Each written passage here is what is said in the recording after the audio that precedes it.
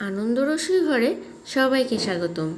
আজকে আমাদের পরিবেশনা ফ্রায়েড রাইস। এটা দেখতে যেমন সুন্দর, খেতে তেমন সুস্বাদু এবং পুষ্টিকর। আপনারা যে কোনো সিজনেই হাতের নাগালে পাওয়া সবজি দিয়েই বাসায় নিজেদের মতো করে এটা তৈরি করে নিতে পারবেন। আর আমি যেভাবে তৈরি করেছি, আপনারা যদি ঠিক এইভাবে ফলো করেন তাহলে নিশ্চয় সেটা রেস্টুরেন্টের স্বাদেই হবে। তাহলে চলুন শুরু করা যাক।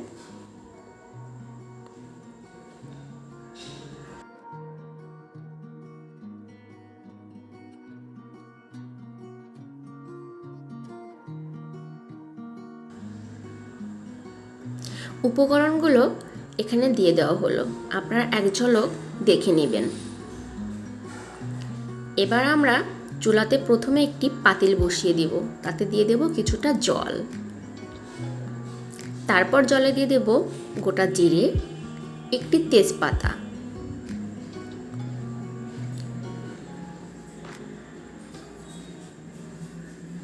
তারপরে দিয়ে দেব কিছুটা লবণ। এবার দিয়ে দেব কিছুটা সয়াবিন তেল।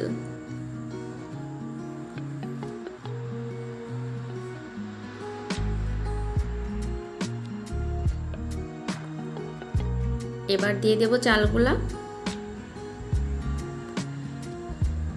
এবার একটু নাড়াচাড়া করে দিব এবং বলক আসা পর্যন্ত অপেক্ষা করব। চালগুলো আমাদেরকে 80% কুক করতে হবে।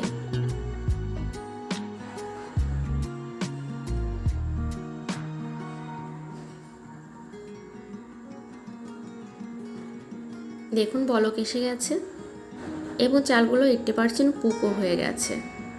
এই দেখুন এমনটা হবে। এবার আমরা এগুলো জল ঝরিয়ে উঠিয়ে আলাদা করে রাখবো।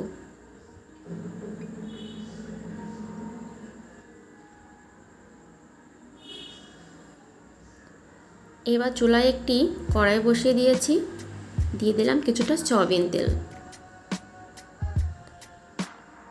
তেলটা একটু গরম হওয়ার জন্য অপেক্ষা করব।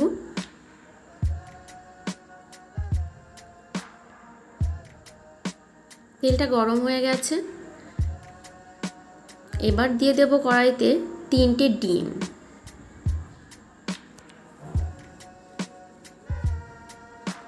ফ্রাইড রাইসের জন্য ডিমটা ছোট ছোট কুচি করে আমাদেরকে ভাজি করে নিতে হবে। ডিমের উপরে দিয়ে দিলাম গোলমরিচের গুঁড়া, কিছুটা লবণ। এবার আমরা ভাজি করে নেব।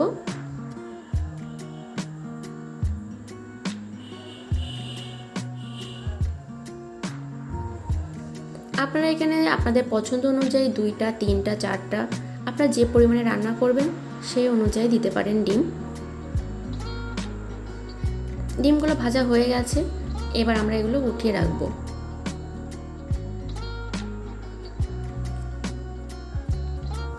কড়াইতে আবারও কিছুটা সয়াবিন তেল নিয়ে নিলাম। এবার নিয়ে নেব 1 চামচ ঘি।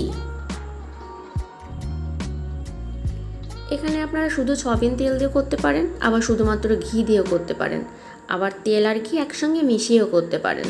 আমি দুটো মিশিয়ে করেছি। এবার দিয়ে দিলাম ফুলকপি কুচি, দিয়ে দেব গাজর কুচি। সাধারণত যেসব সবজিগুলো একটু শক্ত সেগুলো আমরা আগে দেওয়ার চেষ্টা করব এবং প্রত্যেকটা সবজি দিয়ে 2-3 মিনিট করে নাড়াচাড়া করে নেব, তাহলে ভালোভাবে কুক হয়ে যাবে। দিয়ে দিয়েছি কাঁচা ঝাল কুচি, মটরশুঁটি,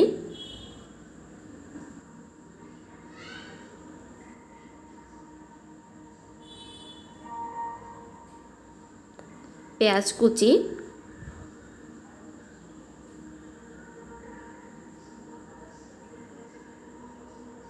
পেঁয়াজ কুলি,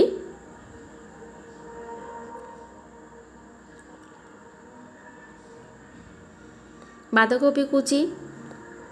এবার সব উপকরণগুলো একসঙ্গে ভালোভাবে মিশিয়ে নেব।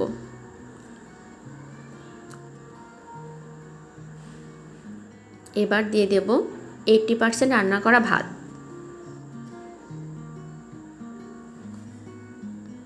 ভাতগুলো সবজির সঙ্গে খুব ভালোভাবে মিশিয়ে নেব।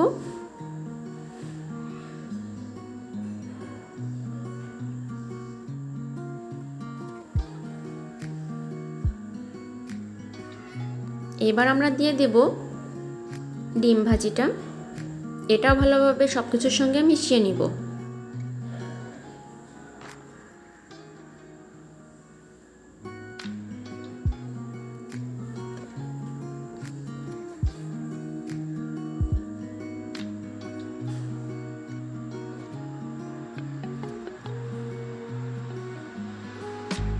দিয়ে দেব গোলমরিচের গুঁড়া, দিয়ে দেব কিছুটা লবণ।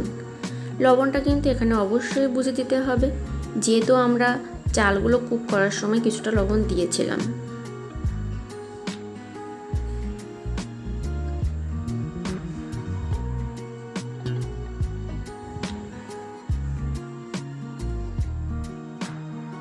দিয়ে দিলাম 1 চামচ সয়া সস।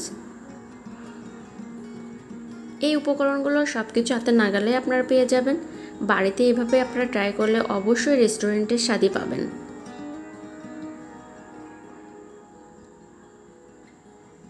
টমেটো কেচাপ,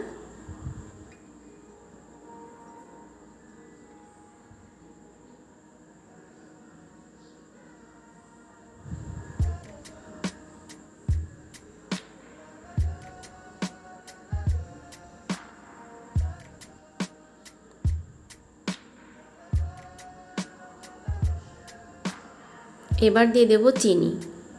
আপনারা স্বাদ মতোই চিনি দেবেন, কারণ ফ্রাইড রাইসটা একটু মিষ্টি মিষ্টি হয়, এর জন্য অবশ্যই চিনি দিতে হবে। চিনিটা স্কিপ করা যাবে না, তাহলে কিন্তু সঠিক টেস্টটা পাওয়া যাবে না। আপনারা যে যেমন মিষ্টি খান ঠিক সেভাবে মিষ্টিটা দিয়ে দেবেন। এবার পরিবেশনের পালা।